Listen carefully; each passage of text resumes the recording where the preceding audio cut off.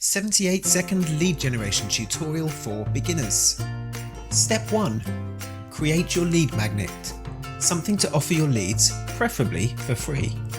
This could be an ebook, a guide, workbook, or even a coupon. Think about what your visitors would find most useful. Step 2.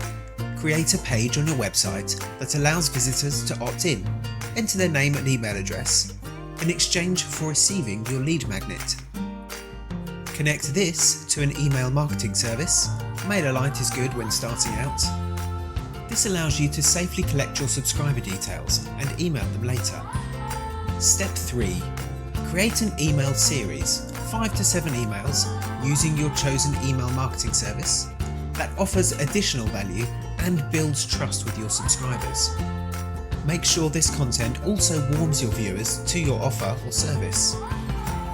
In the last 1 to 2 emails, reach out to your subscribers with your offer or service. As you've already shown them your expertise and built some trust, they'll be far more likely to become a client. Step 4. Click to watch this video next for a more detailed guide.